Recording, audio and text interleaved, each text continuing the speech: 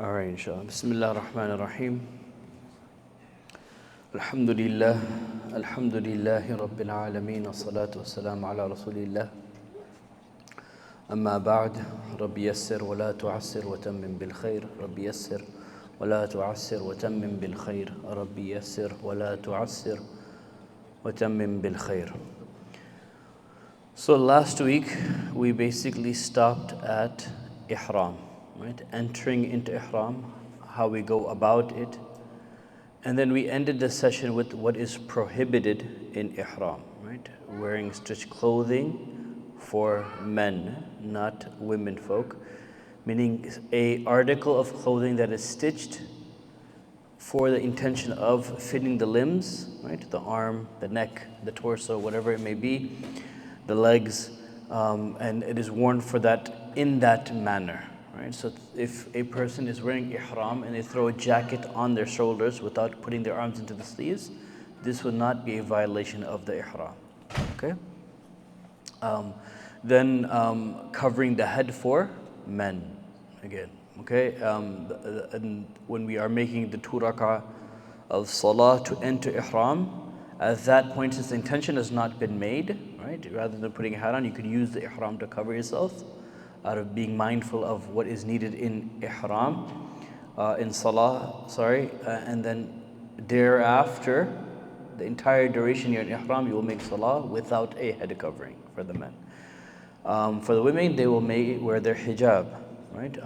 So thirdly, covering the top bone of the feet for the men, inshallah, okay? So that is the highest bone, as we mentioned. Did we mention this already last week? Or we stopped here? No, we didn't. Okay. So we stopped right before this. Okay, my apologies. So I went a little ahead. So let's go back to where we paused. We stopped at the types of Hajj. That's where we stopped. Thank you, yes. So now we've entered into ihram. We talked about what it means, how to enter into ihram. Now we will talk about what are prohibitions in ihram. Right? So when a person is in the state of ihram, there are certain things that are not permissible to do while in the state of ihram. Can you do it before? Absolutely. Can you do it once you've exited ihram? Yes, you may. Okay, but in the duration that you're wearing ihram, so if you are doing one of the 3 types, which is qiran, the entire duration of Hajj and Umrah, because in qiran, in the same ihram, you are doing both. So that's why it's more challenging, because all of these things that we're going to talk about, you have to be mindful of them during ihram. The second is tamattu', which is 2 different ihrams for both Umrah and Hajj. Okay, but in the duration of ihram, in either the Umrah and the Hajj, you have to be mindful of these prohibitions. And then ifrad is just doing the Hajj without doing Umrah. Okay, that is ifrad, right? It's individually performing Hajj by itself. And as for residents of Mecca, that's the only option that they will be doing. They just do Hajj and they come back, and there's no, because part of Umrah being infused into Hajj is for the person that is coming from outside. It's almost like a fulfillment of entering into the miqat, the haram area. Okay, that's out of respect for that area that we do the attached to Umrah with it. However, ifrad can be performed as well for a non-resident as well. So while you're in the state of ihram, we have to be mindful of a few things. The first is wearing stitched clothing, particularly for men. Okay, so that is, when we say stitched wearing, meaning it is worn as it is intended for. Okay, so if I take, for example, a jacket and I throw it over my shoulder, that's not how the jacket is supposed to be worn, right? Or if I'm cold sitting in the tent of Mina, it gets rainy like it did today, and all of a sudden there's a cool breeze and your feet start getting a little bit cold, throwing a jacket on your feet just to cover them up, that's not how the jacket is supposed to be worn. It's not intended to be worn in that manner, and therefore it will not be a violation of your ihram. Okay? If the jacket is worn how it's supposed to be worn, then it can be a violation of ihram because it is a stitched clothing. Okay? So wearing stitched clothing for men. Okay?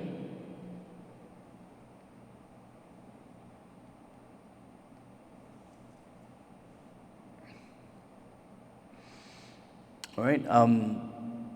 And I mentioned this because I was just asked this question just after the last session. If someone has incontinence, right?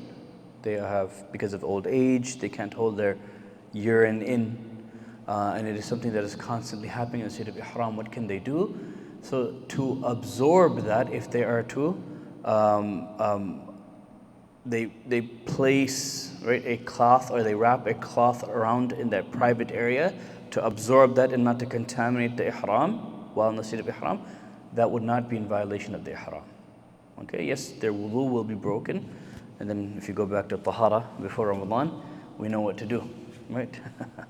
So this is not, so wrapping a cloth in the private, so if a person is observing that incontinence, then they can do that. This will not be a violation of their ihram. Okay, they can put a cloth there to absorb the impurity that is being discharged from the body. So the first thing that you have to be mindful for men is wearing stitched clothing. For women, it is permissible, right? What she has chosen to wear as her ihram, that will become her ihram, which would be generally any modest form of clothing. Okay.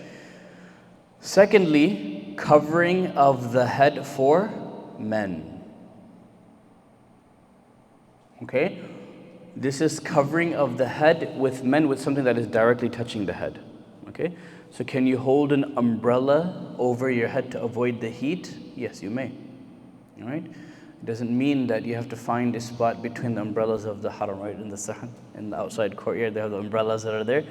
That's permissible. What we're talking about is a head covering that comes to direct contact with the head. Okay, so as long as it's not coming in direct contact with the head, it would be permissible to hold an umbrella to avoid the heat. That would be completely fine in the state of ihram for men.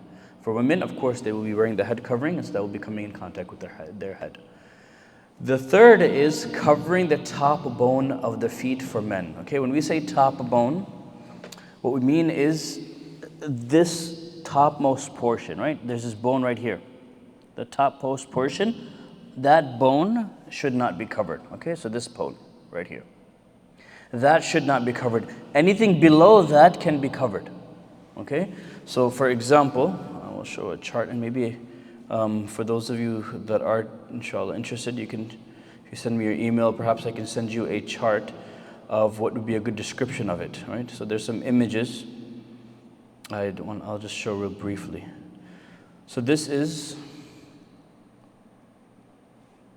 essentially, if you can see it, this is essentially the bone that you want to make sure is uncovered, the yellow. Okay? This is the bone that's covered. So with that in mind, let me ask you a question.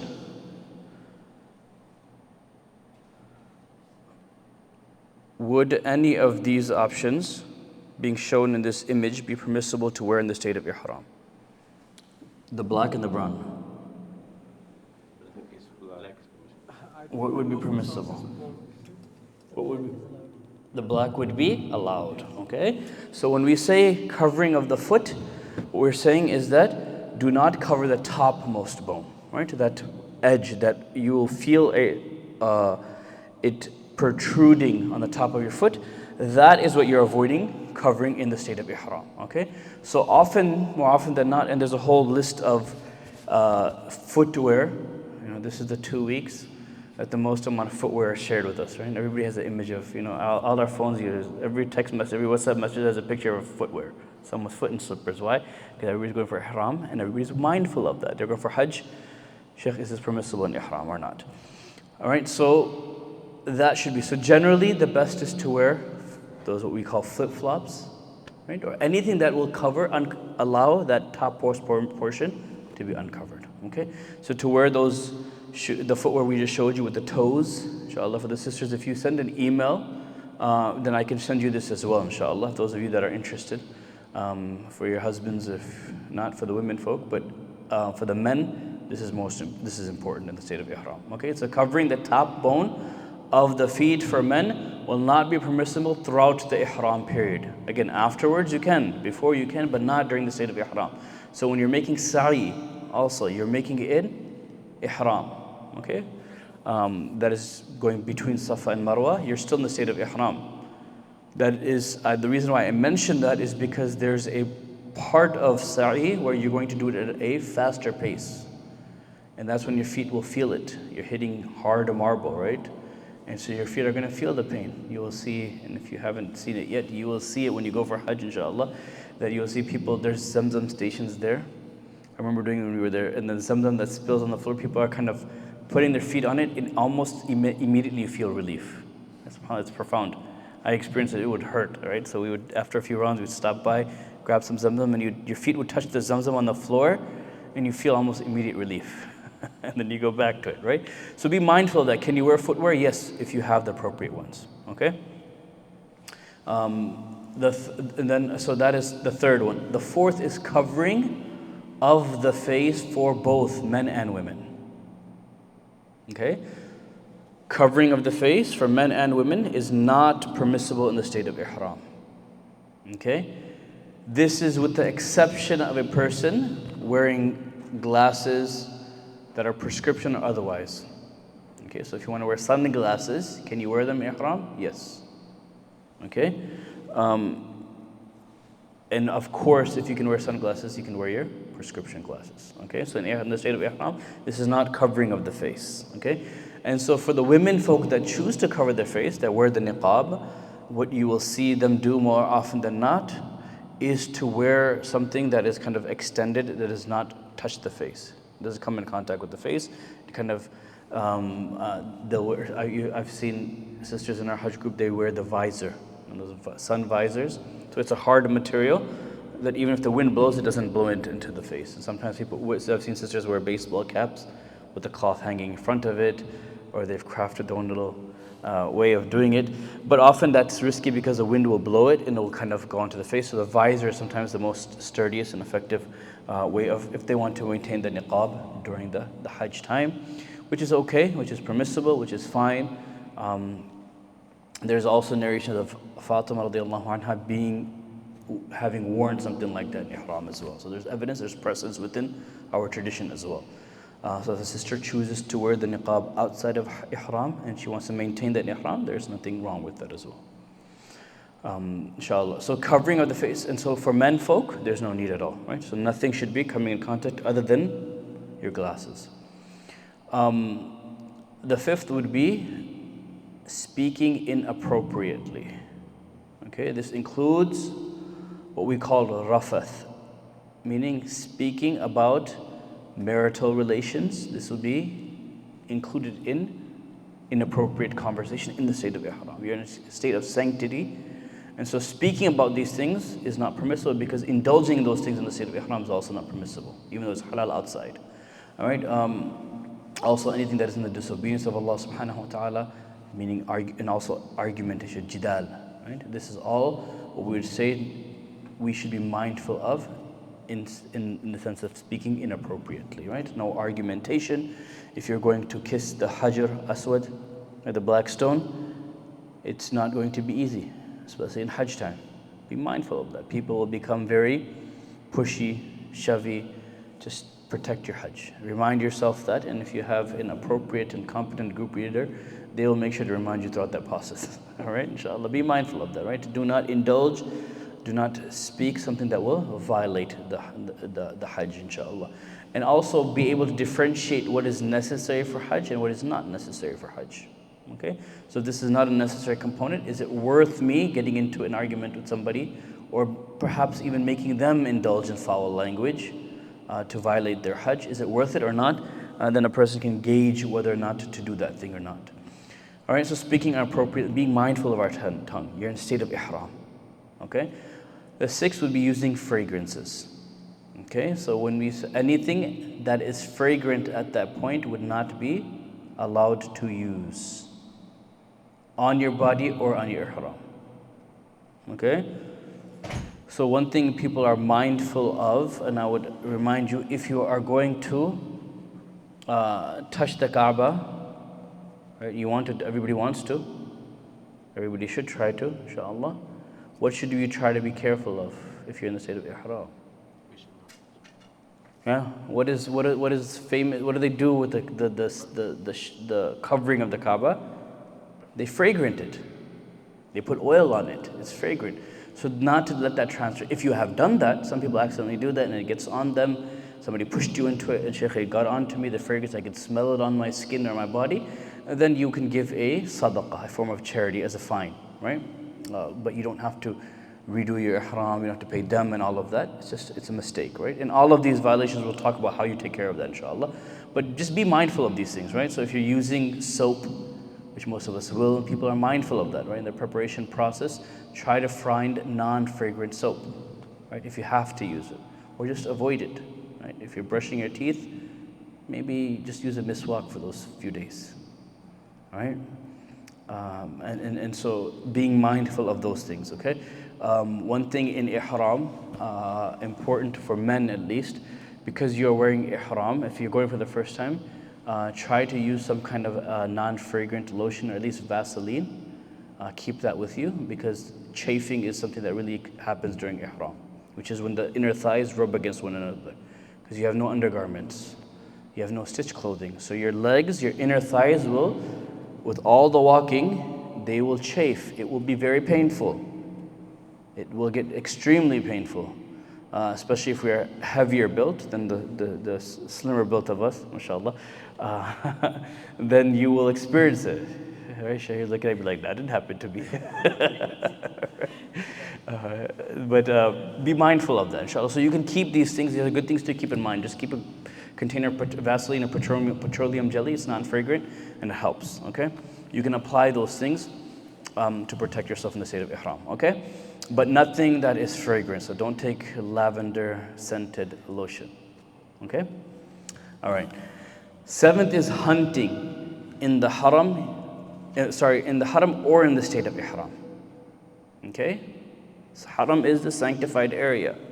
You will not harm any creature within the haram, yourself, or in the state of ihram, or help others do so. Okay? So if Allah, I don't know, maybe your Hajj is extra adventurous and a bull gets loose from the udhiyah, and the qurbani of bulls gets loose in the haram and they're chasing after it, are you allowed to participate and help capture it? No. Okay, you're not going to do that. You're in the state of ihram, in the most peaceful state ever, completely submissive to Allah subhanahu wa ta'ala in that state. You will not harm anything, not even a fly, a creature, a bug, an insect is harmed in the sanctity of the haram of Allah subhanahu wa ta'ala. That's why it is in the truest sense a sanctuary. All right, so we are not allowed to do any of that, engage in hunting or assisting it for other people to do. All right. Then number 8 is removing or trimming of hair and nails.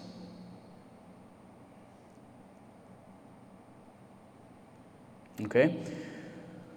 So cutting or removing of trimming or removing of hair and nails, right? When you're entering into the state of ihram, this is something that you want to do as part of your hygiene, right? We said the fullest level of hygiene.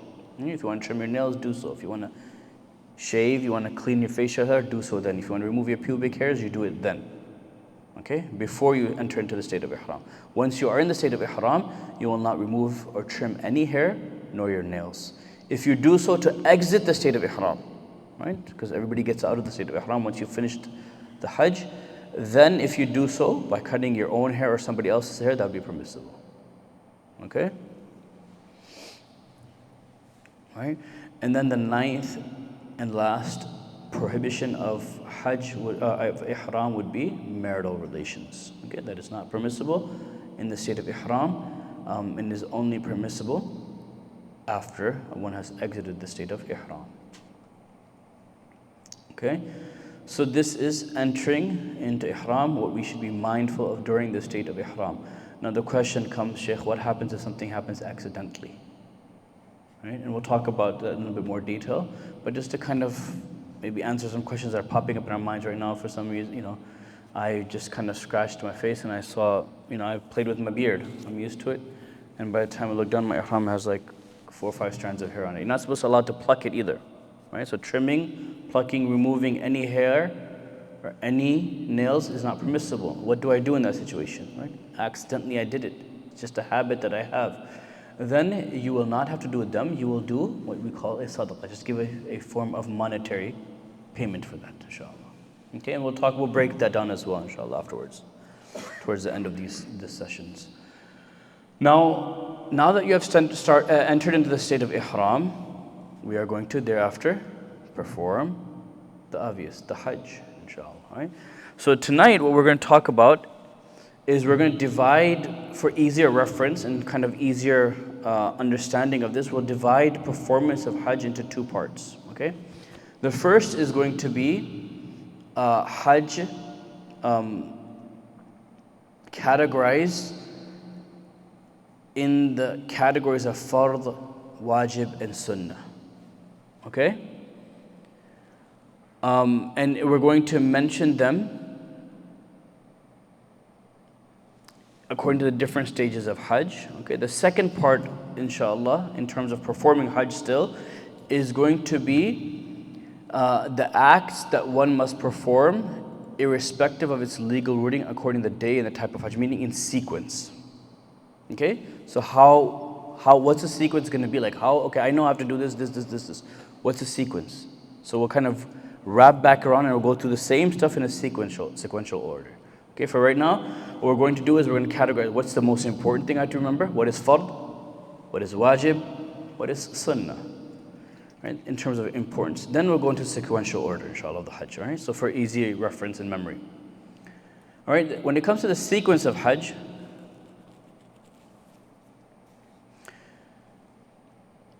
the first thing on the day of, on or before the 7th of Dhul Hijjah, because days of Dhul Hijjah begin on the 7th, right, the days of Hajj. So on or before the 7th of Dhul Hijjah, depending on the type of Hajj, there's certain things to keep in mind. Okay, so if one is choosing to do the Ifrad Hajj, which is the Hajj by itself, we're not doing Umrah with it, we're just doing Hajj, that's all I want to do. On or before the 7th of Dhul Hijjah, you have to be mindful of course, the first thing, the uniform, ihram. Okay? So on the 7th or before the 7th, you're going to enter in the state of ihram. Okay? You will need to be mindful of that. And this is throughout all three, but we're just separating them because there's certain requirements that you have to be mindful of all three of them. And then when you're doing ifrad, what is going to happen before is tawaf qudum. Okay, tawaf qudum is what we call the welcoming tawaf. Okay, so when you enter into Mecca, to welcome the sanctuary that Mecca is, there was what we call the welcoming tawaf qudum, and there's a tawaf wida. Okay, the farewell tawaf that everybody does. Right, after everything is done, you do your 5 umrahs, 6 umrahs, 7 umrahs, then you do tawaf wida when you're departing, farewell. And so there's a tawaf qudum that when you enter into the haram, you want to be mindful of doing that on or before the 7th of Dhul Hijjah, even in ifrad. Okay, for non-residents, because you're coming into the sanctuary, if the residents already there. Okay, so this is kind of like, in a sense, for a lack of better words, it's almost like a tax, right? It's a due. It's what you give out of respect that I'm coming into the haram. Okay, so we call it tawaf qudum, and you will do sa'i with it. Okay, so you will make the 7 circuits. That's not in the state necessarily. What you call part of the Hajj. Okay, and this is separate. This is tawaf qudum. Okay, this is arrival only for non-residents. When it comes to tamattu', again ihram, right, on the 7th or on or before the 7th of Dhul Hijjah, then you will be mindful of your umrah,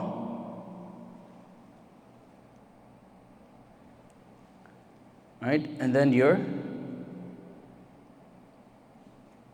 since separated, again your ihram.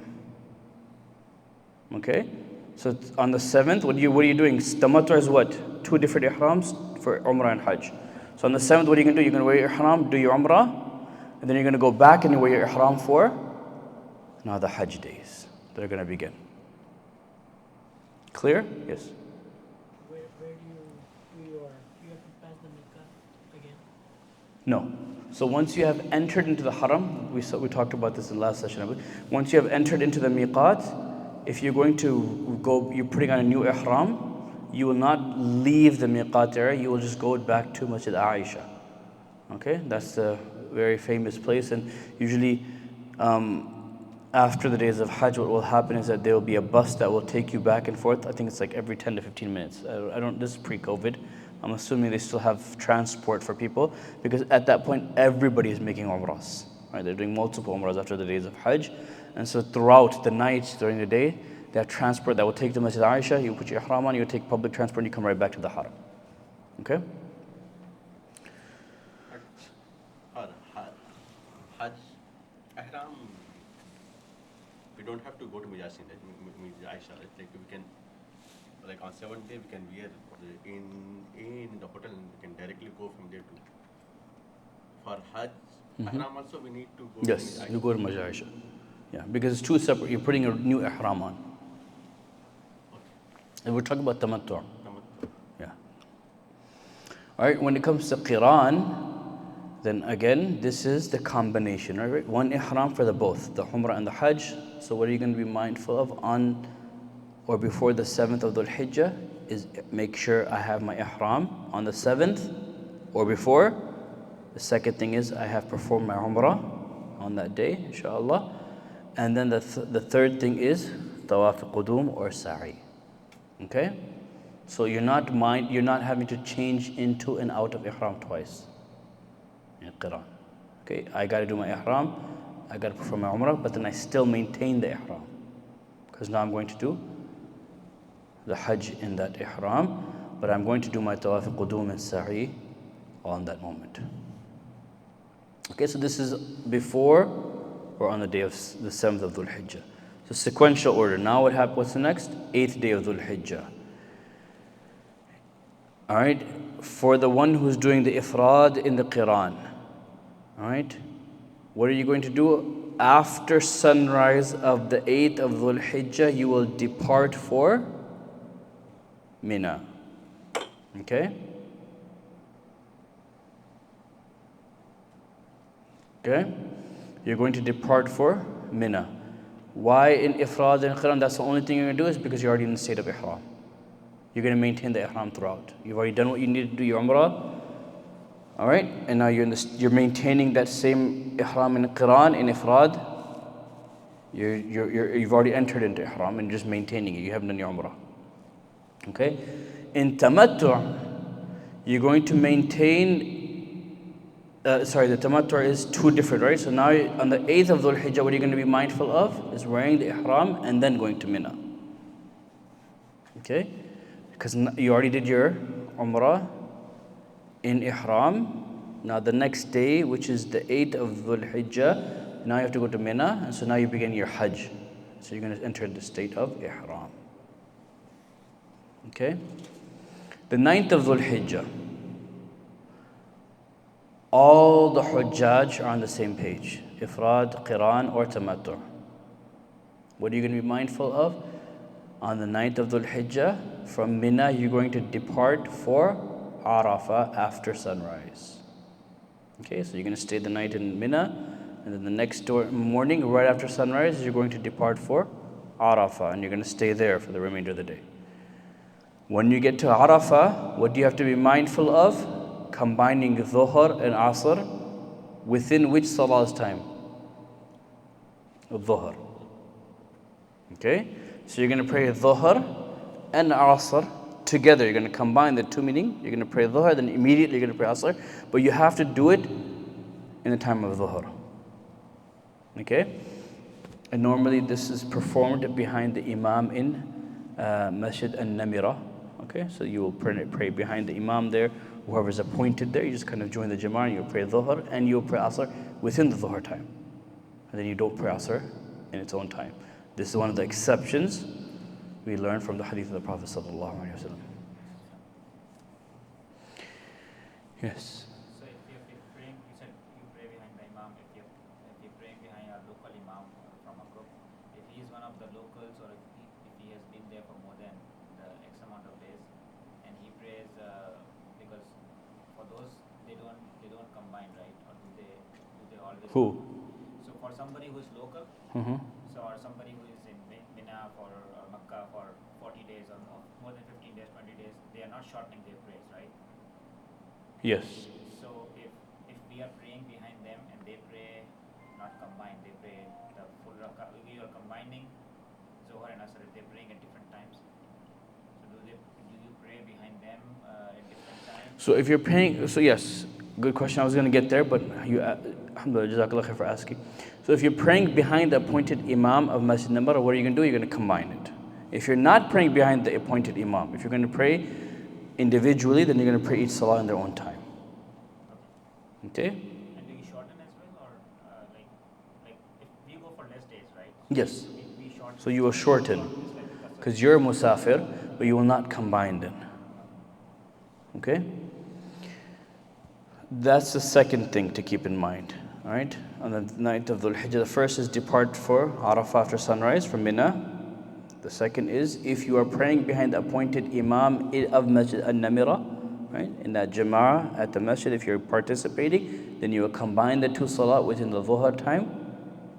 If you've missed the salah behind the imam, then you will pray each prayer within its own time. Okay? So I think the question was the imam is going to pray 4 rakats instead of 2. Yes. So I'm going to pray 4 and 4. Mm-hmm. Okay. Yeah. You will combine. Yes. And pray the full because he's a local imam. Yes. You will not shorten. Is that the question? Yeah. If you're praying by yourself, then you will shorten. If you're not, you pray the full. All right. Third is to depart for Muzdalifah after sunset. Okay. From Arafah, you're going to spend the whole day there. What is the day of Arafah going to be spent in? In dua. Right. Most of that time is spent in dua of Allah subhanahu wa ta'ala. You can rest. It will be warm. Make sure you are being mindful of your safety and your health. But most of that day of Arafah is spent in dua. Okay, making dua to Allah subhanahu wa ta'ala. And then once the sun sets, you depart from Muzdalifah. Now the reality of this is, keep in mind, all of this movement that we're talking about, right? We said from putting on your ihram, to going to Mina, to going to Arafah, then going to Muzdalifah. Keep in mind when you're going there, the logistics of, 2, 3, 4, maybe 6 million people, depending on how many people are there, are doing all of that at the same time. So some people will leave after sunrise and they'll get there a short while later, while some will leave well after sunsets, right? And they'll get there probably in the middle of the night, midnight or whenever it is. That's just the reality of it, right? Shifting everybody to the same exact place. Everybody's going to be at the same venues in the same places, okay? So be mindful of that. When you're going to Muzdalifah, what is Muzdalifah like? It's just barren land. You're literally on the bare floor of the mountains, right? Mina, you have tents. Arafah, you have tents. You have maybe some pillows, right? When we were there, we got our tent got hijacked by a group of people, and they wouldn't let us inside the tent. And so it was a group that was Shia from DC, and so they took our tent and they wouldn't let us in. So they just said, "No, you guys can't. This is our tent." And we're like, "No, it's our tent." And we had to get someone that was a local to come and say, "No, this is their tent." And then they literally had to threaten them out of there. And we said, "No, we'll share half of it. Just let our women folk get inside, and then we'll share the remaining half with you guys. It's okay." But then eventually they all left. And then alhamdulillah, we made amends with them later on in our Hajj. Alhamdulillah, we were on good terms. But that happens. This is part of Hajj, right? But at least you have something there. When you get to Muzdalifah, it's just plain ground, right? I remember when we got there, we were early, alhamdulillah. We went there, did what we wanted. We went to pray our salah, and then we wake up at I think it was 2 o'clock in the morning, 1 o'clock in the morning, resting. And now it's just chaos, right? It's filling up, people are on buses, there's a rush, everybody's trying to get to Muzdalifah. Why? Because there's a few things you have to do there. All right? So anyways, after sunset, you will get to Muzdalifah. Be patient in this process, inshallah, okay? Throughout, observe a lot of sabr and patience. So Muzdalifah, depart from Muzdalifah after sunset of the 9th, same day, okay? Within the same 24-hour window, rather. It's the next day, but it's the same 24-hour window. On the 9th of Dhul Hijjah, so you depart from Arafah after sunrise. Depart for Arafah. So you're at Arafah, you spend the day there. Once the sun sets, you leave Arafah for Muzdalifah that night. When you get to Muzdalifah, what are you doing in terms of salah? You're combining Maghrib and Isha in the time. Yes. Okay? And in this situation, since you're in Muzdalifah, since there's no appointed Imam, there's no masjid, even if you're praying individually, you're going to combine them. Okay? You're going to combine them in Isha time. Did someone say Maghrib? No, sorry. No, not Maghrib time. Yeah, if you'll be lucky if you get there by Maghrib. So you're combining Maghrib and Isha in Isha time when you get to Muzdalifah. Correct? So you can, with your group or whoever's with you, you can make Jama'ah, you can make Isha there. You'll probably find something that you took with, maybe. Yes. So when you do this combining, I'm forgetting, like, do you do the Maghrib and then do you wait for Sunnah, or you just start with the Isha? Or just You will combine immediately after. Yes.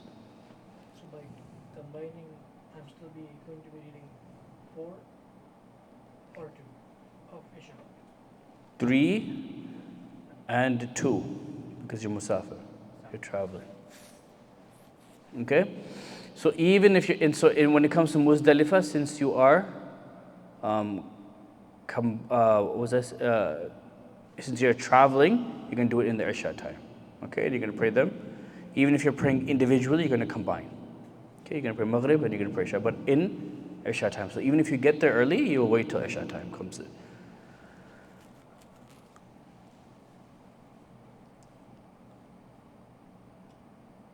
What else do you do there? One of the most important parts of Muzdalifah? Take a small nap, get some rest, but you're also gathering your stones. So once you've prayed your Isha, you will gather your stones for the Rami, the Jamarat, okay? Pick ample. Okay, so you're gonna do 3 days. And how many stones for each? 7. So 3 days, 21 each time, multiplied by 3. You want to make sure you have plenty. Okay, so get additional. Sometimes they spill, sometimes they fall. So be mindful of getting enough. And what's so strange about it is that you have like 3, 4, 5, 6 million people come every year and you still find stones every year. SubhanAllah, that's the strange and ajib part of Muzdalifah. All right, so you're going to gather that, and then yes, get rest the night before. If you're getting up the next morning on the 10th of Dhul Hijjah, be mindful that when you're waking up for Fajr in Muzdalifah, if you are planning to use the restroom or make wudu, you do so giving yourself plenty of time. It's very hard sometimes, at least in my experience. I don't know if things have changed. You've been recently. How hard is it? it's crowded. It's very crowded, right? Yeah, okay. So it's very hard. There's only small bathroom stations, right? Still, just the same? There's a lot of bathroom stations, but Yeah. it's always crowded. It's always very crowded, right? And be mindful of people. If somebody really badly has to go, I remember when we were there, somebody really had to go to the bathroom, but nobody would let them cut. Right? Nobody would let them go ahead and. Typically, it's like it's that hard that you use your restroom very seldomly, so you don't go there. Sure. often. But yeah. Yeah. But if you're resting, you want to make wudu for Fajr, so give yourself ample time. Throughout the Hajj, for that matter, right? Because you're going to a crowded venue, right? Even in the Haram, even outside the state of Ihram, give yourself plenty of time to make wudu, tahara, plan accordingly. Okay? Inshallah. Yeah. There's a lot of people I've seen that sometimes they wash the stones when they do it. Is it anywhere that you wash the stones when you collect it, or you just collect it like that? Is it kind of Just like that. There's no need to wash them. there's no need to wash it? No, the target isn't clean anyways. So it's 21 stones. Huh? 21 stones. So 3 days of Jamarat, right? And each pillar, you're going to stone 7 stones. And you do it 3 days, right? At least maximum 3 days, right? You're going to do on the 4th day is optional. But you're going to do it the 3 days, and so you want to make sure you have enough stones. In case you spill some, you lose some, it gets misplaced, whatever, you want to make sure you have enough. So 3 times 7 is 21, 21 times 3. 49. First time you hit only the last one, so 7 on the first and Yeah. 42. So 49, right? That's the exact 49. Minimum is 49. 49, yeah. So about 50 stones is what you want to collect. But be mindful of collecting a little bit more, right? So give yourself extra in case something happens on the way, okay? Now the 10th of Dhul Hijjah, all right? For everybody again, whichever Hajj you're doing, all of you will depart on the 10th of Dhul Hijjah, you will depart from Mina close to sunrise. Okay? Depart from Muzdalifah. Muzdalifah. Okay? So when are you departing? Sunrise, close to sunrise. Now what can happen is sometimes it can get delayed. That can happen. So you're like, where's my bus? It's almost Fajr time. I'm not departed Muzdalifah. You'll make your Fajr there, that's okay. Okay? A lot of times people will not be able to depart Muzdalifah, unfortunately, before Fajr. That just happens logistically. Okay? But the idea is to try to depart before sunrise and go to Mina.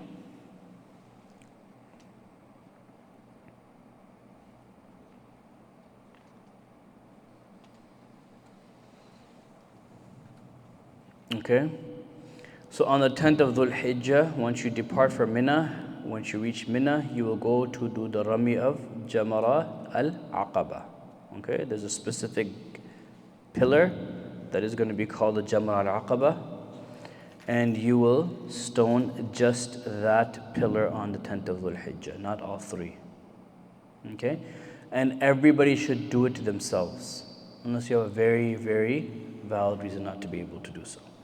Okay? So if women should try to go there as well with their husbands and spouses, and be mindful of when you're going for Jamarat, that is perhaps even, I would say, harder than even Tawaf, because of the pushing and the shoving in the crowds, especially leading to there. Be very careful in that. I remember when we were for Hajj, my teacher that was with us, he said, let's just take, on the last day, we just do that and we'll go straight get out of the state of Ihram, instead of coming back to Mina and then going. That we missed the crowd, which was a great idea, except we had to carry our luggage with us, and it was very, very bad. You know, alhamdulillah, we made it there and we got there before the rush, but we lost a lot of luggage on the way. Right? So you can imagine it's pushing and shoving, and it's very risky. So be mindful of that, right? So on the first day, the 10th of Dhul Hijjah, you're going to do the Rami of the Jamarat al-Aqaba. Okay, that is the one pillar that is the largest of the pillars, right? That you're going to do Jamarat of on the 10th of Dhul Hijjah. Also on the 10th of Dhul Hijjah, you're going to do your sacrifice. You're not going to do it yourself. They're going to do it for you, and then you will, whoever group is going with, they will inform you that it's been done. Inshallah. Okay? All right, and then once that sacrifice has been made, you will cut your hair. Right? For men, it is best to shave the head. If you cannot, take a minimum, a reasonable amount, about an inch off at least of there, right? And if you're going to perform multiple umrahs thereafter, it would probably be wise not to shave your head completely the first time. Okay? Because if you're going to keep shaving a bald head, it's going to get very painful, especially in that heat. When you're covering your head, okay? So maybe take a little bit off at a time, and then the final when you want to shave it, okay?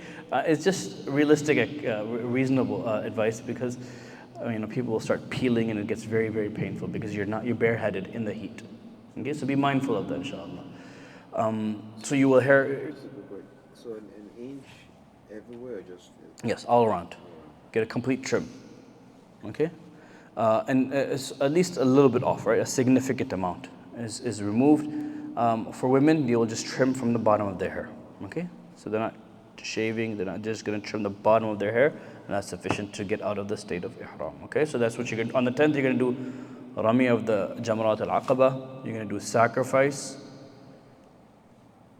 or you will have it done. You will cut your hair, or shave your hair. If you're doing ifrad, you can shave your hair, inshallah. If you are planning on doing more umrahs, be mindful of the fact that you will have to shave your head again out of those umrahs. And then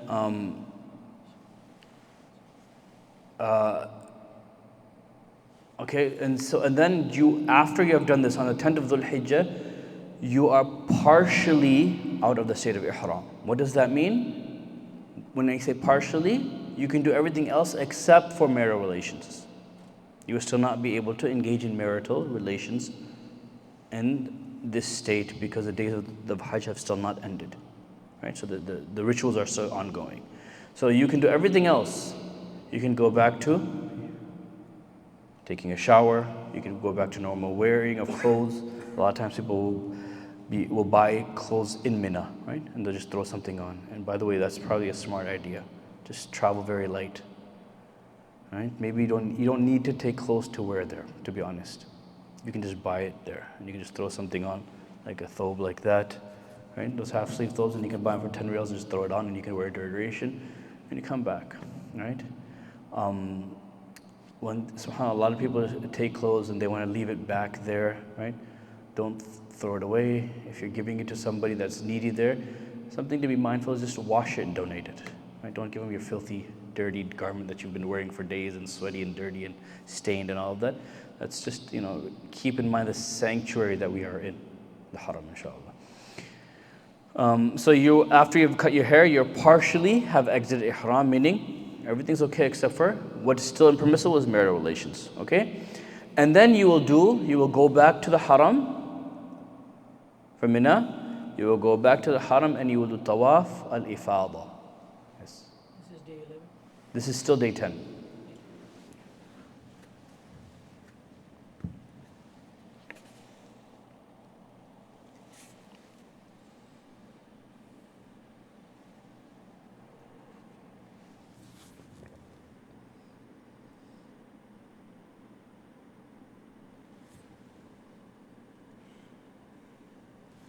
Okay, so on the day of the 10th of Dhul Hijjah is when everything happens, or most of it happens. Okay, it's all kind of, you're just in a state of ihram, you're kind of moving to these places, and then 10th of Dhul Hijjah is when it really kind of kicks in. Okay, it's going to be a tiring day. A lot of people are exhausted at that point, but be mindful of trying to do this by yourself and do it safely, inshallah. All right, so you've cut your hair, you've partial out of ihram, you're going to do tawaf ifada, right? You're going to go to the haram, you're going to make the tawaf, the 7 circuits of the haram, and then you will do the sa'i for the resident and the one performing the tamattu or hajj. Just the tamattu. Mm-hmm.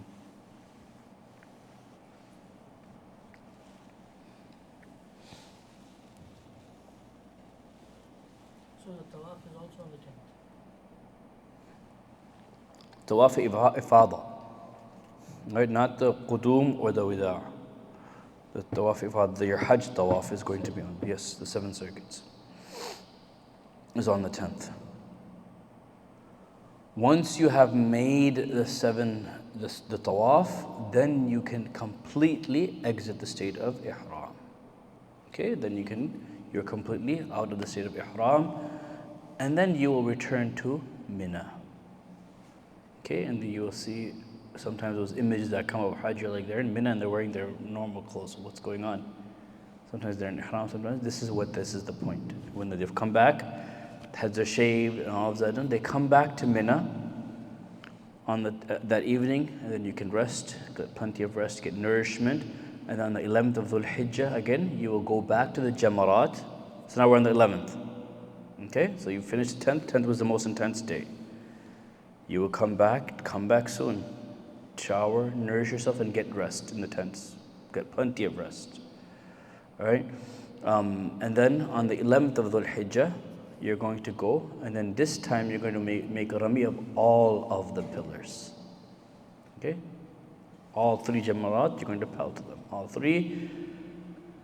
Then you go back to your Mina tent. Get some more rest, inshallah, right? Have a restful day, make your ibadah, make your salah there, make a dhikr, whatever you can do. Engage yourself in as much as non-physical ibadah as you can, inshallah. If you have the capacity to make other forms of ibadah, do so, inshallah, in the tent of Mina. But allow your body to recuperate and rest, inshallah. And then on the 12th of Dhul Hijjah, once again, you will go and do Rami again of all 3 of the pillars. And then you will depart Mina before sunset of the 12th of Dhul Hijjah, sorry. Do you have to go get rocks? Each time? No, you're going to collect them in Muzdalifah. That's what we say. Plan for all that. So 3 times 7 is 21, 42. And then the plus is 7 of the one on the first day. That's about 49 minimum. But you want to get extra. You can collect about 55, 60 stones, so that if you lose some, you're trying to hit and pushing something, it dropped, it spilled, this happened, that happened, can happen. If you don't lose it, your spouse or someone with you might have lost theirs. Be mindful of that, so that everybody can fulfill their amount. Yes. So that's the 12th of the Hijjah. So, what kind of a container can you keep those stones in? Usually, like you can, the best we use is just a plastic bottle of water. You put a cap on it, Yeah, that's the best. and then you can pour it out. So keep a plastic bottle of water bottle. That a big one. Don't get the small ones, because you're not gonna fit 50 stones in it. And by the way, they don't have to be big stones. They're just pebbles. I was thinking the big stone. How No. You don't, you're not gonna carry. You're not gonna make it to Jamarat then. If you carry those big boulders, you're not gonna make it to Jamarat. something like a bottle of water. No, the water bottle. It's just pebbles. Kankari. And that's what we say in Urdu, kankari, right? They're pebbles. They don't have to be big stones. Sometimes you hit not the shaitan. You don't need to hit him with your slippers. You don't have to. It's the ritual that is essential, right? Did I make contact? You try your best. Doesn't have to be force. You just got to make sure you hit it. Don't hit somebody in front of you. Try to get close to the pillars before you do it. Be mindful of people hitting someone else or being hit by someone else. If you're in the Jamarat, if you're in the front, if you're leaving, do not turn your head. You will get hit in the face. Exit backwards, okay? There's all kinds of people. You've seen the videos on YouTube. I don't need to share, right? People throwing with full force, throwing their shoes, throwing all kinds of stuff. They think that's the actual shaytan. It's figuratively, subhanAllah, right? So anyways, point being that it's just pebbles and you're just throwing them, okay? Just a flick. You don't need to throw them at full force, okay? Just make contact. You try to make contact. That's the idea. If you don't, if you make contact at the bottom, that's fine, but at least you try to make contact. You attempt to make contact each time. All right, so on the 12th of Dhul Hijjah, yeah. So one pillar on the 7th day and 3 pillars on the 11th day. No. 10th. Oh, sorry, 10th Yeah. day. Yeah, so on the 10th, you're going to do the main Jamarat al-Aqaba, the big one, only that one. And then you will do the rest of your Hajj rituals. Once you finish that, you will go back to Mina, and then the next 2 days, the 11th and the 12th, you're going to do all 3. Now, on the 12th, you can depart from Mina before sunset. If you get out before sunset, you can leave Mina and go to the Haram, your hotel, clock tower, Hilton, wherever you're staying, right? Azizia, wherever you're staying. Right? We didn't get a Hilton or a hotel. We didn't get a brand name hotel. We got dorm rooms of college students that left them. That's where we stayed. Alhamdulillah. We combined twin beds and we slept. Alhamdulillah. Right? We were thankful for that. And so we went there, and we got our ibadah done. We were the first to arrive in Muzdalifah. We were the first to leave the Mina camps. And the rituals of Hajj were very peaceful, alhamdulillah. We're thankful for that. We didn't get Hilton or clock tower, but that's not the point, alhamdulillah. So allow yourself the experience of the Hajj, okay, inshallah. So the 12th, if you depart Mina before sunset, keep that in mind, right? Unless if you end up staying, or if you want to do another day of Jamarat, on the 13th you will also do Jamarat. Okay, that's another day of Jamarat. If you do not depart by sunset, then you will stay and you will do Jamarat on the 13th again, and then you can depart if you want to. That's optional. Okay, some people like to depart and go on. If you would like to Jamarat, that's another that is optional for the person.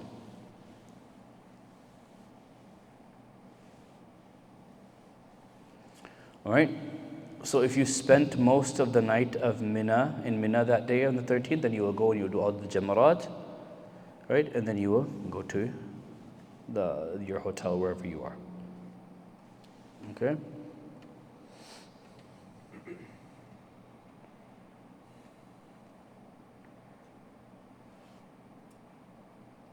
And then on the 13th, so whether you left on the 12th or the 13th, if you're leaving on the 13th, you will do the Jamarat and then head out of Mina.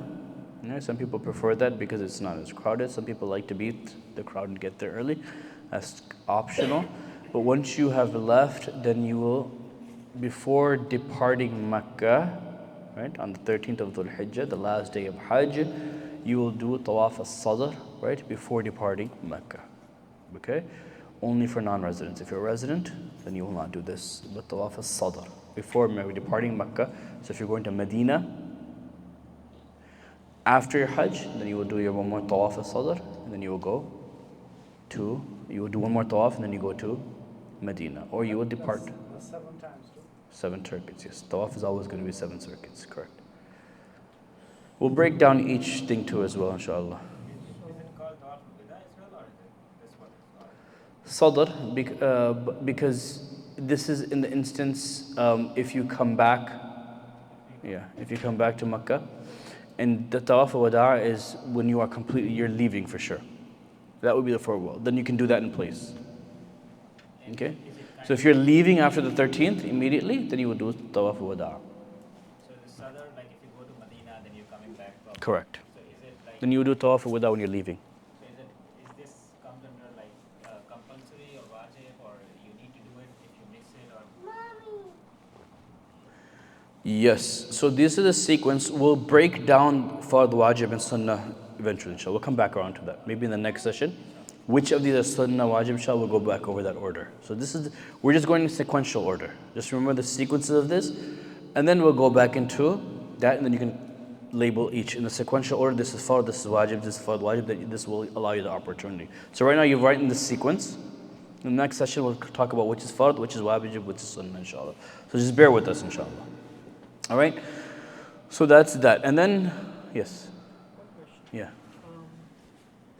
So after on the 12th we left Mina before sunset, right? Or we've stayed at Mina the night. On the and 12th. On the 13th we do Jamarat again, which is optional, Mhm. and then we leave on the 13th before sunset. Yes. You will leave. Yes. You will leave the next. You have no other choice. You have to leave We go Mina. we go to the Kaaba. Yeah. Well, wherever you got your hotel there. Okay. Hotel or wherever you're staying. The remainder of your stay. Makkah, or you will, wherever your stay is thereafter, you will go to that place. Inshallah. All right. So these are the days of Hajj. Now, keeping in mind certain things, certain arkan, right? Certain rituals that you're going to do, certain elements of its permissibility, when you should do it, when it's not valid to do it. Right? For example, the first is Rami, right, which is Jamarat, the stoning. When is it invalid? When is it makruh? When is it sunnah? And when is it permissible? Okay? When is Rami? When should I do it? I know I have to do it on the 10th, 11th, and the 12th, and maybe even the 13th. When should I go about trying to do it? All right? So before dawn, meaning before the sun has come up, on the 10th, it is not valid. You can't go before Fajr and just do it because everybody else is still sleeping. All right? You have to go after dawn on the 10th. All right? It is not valid before dawn. It is also makruh between dawn and sunrise, meaning the duration of Fajr Salah. You should not be, it's makruh at the time, because what should we be doing at the time? Fajr. Right? You should be engaged in Fajr at the time. You should not go for Jamarat. All right?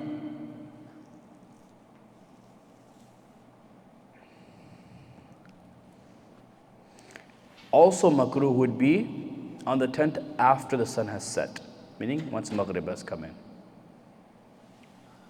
Okay? And then again the dawn of the next day. Okay, if for some reason you are not able to go, can you do it after Maghrib? Yes.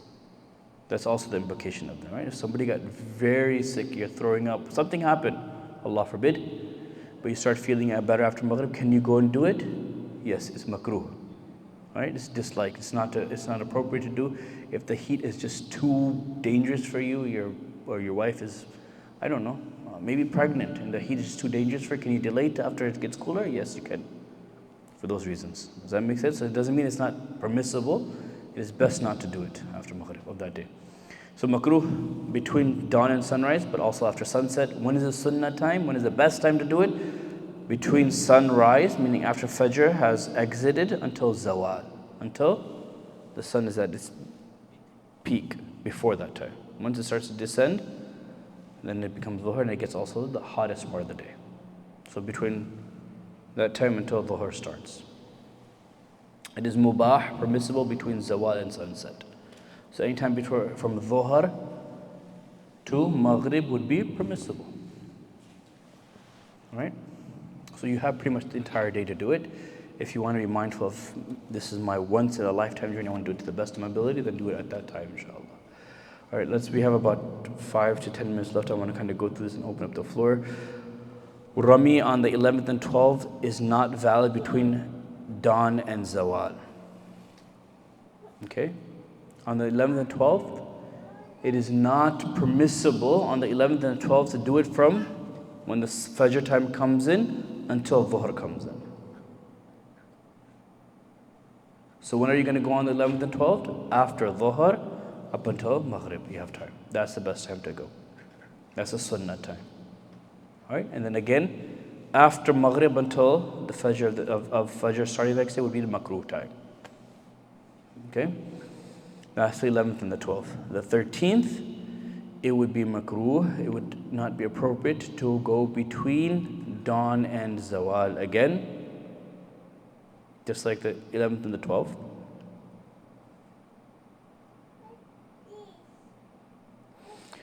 It will also be sunnah to go post zawal until maghrib.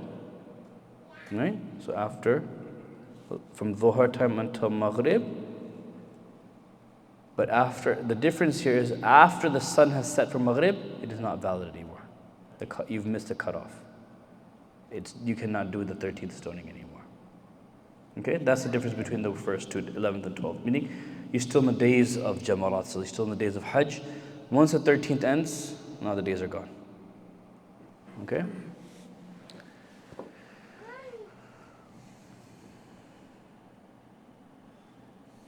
Let's see how much we got done.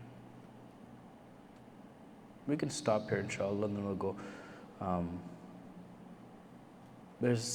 I wanted to cover one more part, which is the places that are blessed to keep in mind, where we want to make dua.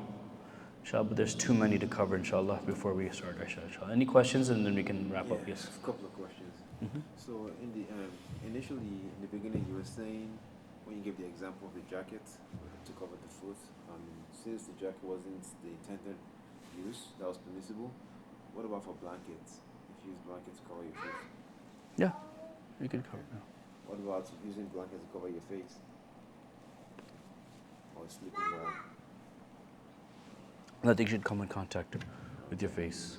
Okay. Nothing should come in contact with your face, even a blanket, yes. Okay. You also mentioned like fragrance wasn't permissible. What about toothpaste? It's fragrant, non-fragrant would be permissible. Okay. So, using a miswak, is there non-fragrant toothpaste available? Is there such thing? I guess there is. Okay. I mean, like it means on the paste. Yeah, it smells, right? It's fragrant. And the last one, if an animal is attacking you and you have to defend yourself and knowing you might hurt the animal in that process, or You do not harm it. You try to avoid it. so You try not to harm it. But of course, if your life is on the line, then you save yourself. But you do not. You do enough to protect yourself. Inshallah, there's no harmful animals there. I can't remember if anybody's ever been attacked in the haram. But yes, you never know. I don't know. One of those Qurbani bulls escapes. I don't know. And it finds itself in the haram. I don't know. But hypothetical, it's good to go to hypothetical. That's the brilliance of our fuqaha, yes. I have one question on his question, the one on the first when we're covering ourselves. So you mentioned that we're not allowed to wear stitched clothes. We're not allowed to use the stitched clothes as what is not intended to, right? So what if the blankets are? They're stitched. What if they're stitched? Does that come in the picture? Say that again. What if the blankets are stitched? Stitched, that's why we define stitching. As to, meaning it is stitched to fit limbs, to be worn on the body. Okay. That's a stitched garment, is what we're talking about, right? So clothing are stitched. It doesn't mean like if it has some stitching on it, that it would be a violation. Does that make sense? Yeah. Sure. Yeah. what about sleeping bags? Sleeping bags aren't stitched. They're not clothing. You're not wearing it. Yeah. So Mina, you will have those what do they call them? They used to be those like sofa beds. Do you guys remember, like in the 90s? They could be folded into a sofa. And you kind of fold on top and you'd sit into it. It becomes a chair, then it unfolds into those long beds. They used to have them in the 90s. I know we're in touch, but they have them in Mina. They still use them. I don't know if they still do. They still do. There we go. So you will have those sofa beds. You will have, Mina will be comfortable, inshallah. For the most part, you have AC tents. You have food that is brought to you. You have bathrooms. Everything is much more comfortable there. Also, if you meet, by the way, if we don't know, people, when the filthiest place in all of Hajj that is left behind is Mina, by the way. Mina is in the, when you leave it, you will know what I'm talking about. It's disgusting how the ummah leaves it, right? Trash is everywhere. It's rotting, it's smelling because you're spending 3 days. Be mindful of that, inshallah, right? I mean, I know you can't control millions of people, but we individually take ownership of ourselves. I'm not, imagine this, the Saudi government has to clean all that after millions of people every single year. These are things that just go unnoticed, right? And so people live discarded stuff, food, wastage, it's rotting, it's smelling. Because millions of people are there for 3 days and people take more than they're supposed to, they can consume, they throw it out and they just throw it anywhere and everywhere. Right? I don't know if it's still like that, but when you were there it was horrible. It was hard. They try to clean it up. Okay, they try to clean it. So the reason I keep looking at Sheikh because he just went last year. Last Hajj, he's the most recent Haji for our community. I went in 2012. What I've seen mostly after Arafat, when people leave, because Mina you're still there for many days. Arafat is you there for a smaller period, so people just eat, and you're never going to come back to Arafat. So that's where a lot of trash pile up, especially in Masjid Namaz, and people are there, so they just leave the trash, and if you leave, you're not going to come back. So that's where a lot of trash is. So Arafah is his experience. Especially in Masjid Namaz, because you leave and then people are going to Muzdalifah. When you're walking, when we walk back then, you see a lot of Trash, yeah. Okay. I didn't catch where we do the Safa Marwa. That's part of Tawaf. So, yeah, so when you do the Tawaf, then you do the Safa Marwa. The 10th. On the 10th. That is part of the Tawaf. Sorry, we didn't mention it, but we'll talk about Sa'i a little bit differently, so I think it'll give more clarity. But yes, on the 10th, it is with the Tawaf Ifada, you do Sa'i. Did you mention that? We did mention, okay. Okay, so you'll do the Sa'i thereafter. So keep in mind when you're doing the Sa'i, thank you for asking, because then you get to mention these, there's, what is that? They still have a green light, right? Or you will walk at a faster pace, and you will come for men, by the way. So your spouse, then afterwards, she will catch up with you, whatever it may be, inshallah. Just be mindful of that. No. So, question on mention about the 13th Rami. So when can someone start the Rami? So if they've stayed the 12 midnight, can they do the Rami, the pelting after Early? Maghrib? Yeah, after Maghrib, and then once they're done, can they leave? Or I mean, you mentioned it is you can do it, but can they start after Maghrib? Because once the 12 ends, 13 begins, right? Is that prohibition period? Or? You can, but that would be makruh. That will be Yeah. Yeah. It would be makruh time. And then up until after Zawal. After Zawal to Maghrib would be the best time to do it. And then after Maghrib of the 13th, you cannot do it anymore. It's done. Yeah. Inshallah, yes. Last question, then inshallah we'll wrap up. And a lot of this, inshallah, hopefully will be answered as we develop, inshallah, go into the course, but yes. Yeah, you talk about touching the Kaaba. Because of the pilgrim, there are some people, they have pieces of garment, like handkerchief or cloth and stuff like that, and then they go, and I guess I don't know, maybe to take some of the blessing with them. Sure. Is that permissible? You can do it. I wouldn't suggest it. I don't think it's necessary. But some people do it because of the sentimental value of it. I mean, I'm not going to say it's completely impermissible. It's not permissible, but it's not necessary to do that. Yeah, Do it, that's why. they do it. They do it, which is okay, but I would not say that it is a tenet or something that we should try to do, because there's no precedence of that. Yeah. It's in the tradition. So what people fail to remember is that the most important thing during the thing we learn in Hajj time is the most important thing to do is what Allah asks you to do in that moment. Right? You saw from going from Mina, Arafah, Muzdalifah, all of that, right? You're going through all these places, and you have to be in Arafah in the time you have to be in Arafah. You can't be in Muzdalifah. You can't be in Muzdalifah when you're supposed to be in Mina. You have to be in Mina. Right? So Hajj is all about doing what Allah wants at that moment. So that's one thing we learn from Hajj, inshallah. So we'll stop there. We'll begin, inshallah, from the places of supplication. We'll talk about some additional notes to be mindful of during tawaf, inshallah, right? When do you uncover? You probably remember you have to uncover one of your shoulders. We'll talk about a little bit more details, inshallah, and fill in those maybe questions that we still have. Sa'i, Arafah, Muzdalifah, details about all of those things, inshallah, we'll talk about, inshallah. So we'll fill in those questions about those venues. We kind of know where to go, when to do it, but what do you do in the between of all of those, inshallah, we'll talk about and fill in those. جزاك الله خير سبحان الله وبحمده سبحانك اللهم وبحمدك نشهد أن لا إله إلا أنت نستغفرك ونتوب إليك